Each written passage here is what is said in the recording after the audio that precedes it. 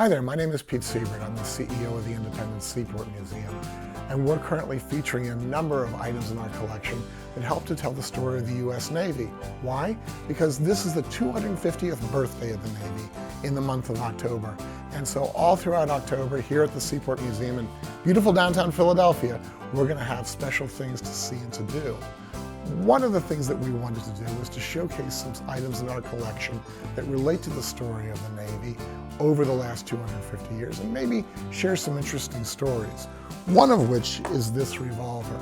This is a Colt Revolver. It has on the butt, and let me make sure that you all are aware, the cylinder is empty. We don't keep any ammunition here at the museum. But on the butt of the revolver, it says U.S. Navy, number 3177, and then a date of 1885. And on the barrel, it also has Colt's patents with the date of March of 1895. So that helps us to date this. This was often what's called the Army and Navy pattern revolver, more often in this case the Navy revolver.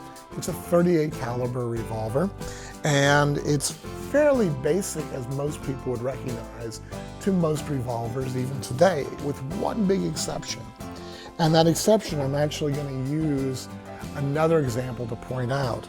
This is a police Colt revolver, and like many Colt revolvers of the period, when you pull back the hammer to cock it, the cylinder rotates in order to move around into the chamber.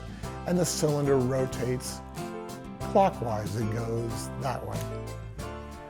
So the difference is with the Navy revolver, when you pull the hammer back, it rotates counterclockwise. This was something that the Navy had requested for the Colt revolvers that it ordered. The problem was that there were a lot of stresses put on the mechanism because this was not the way they were engineered to be used. And eventually the Navy gave up on this and went back to having a regular clockwise rotating cylinder. But this was something very unique to this period. This is the kind of weapon that would have been used on the Olympia, which is our ship here that we operate here at the Seaport Museum, would have been used by the Marine and the Master of Arms on the ship. It is a .38 caliber. The Navy and the Army, both after the Spanish-American War and the Philippine insurrection, really pushed to go to a much larger caliber because they felt the .38 was not particularly effective in battle. And so the .38 was no longer used, and they shifted to the more commonly used .45 caliber. A really, really neat piece, a great story, and part of the Navy's heritage that you can view here at the Independent Seaport Museum in Philadelphia.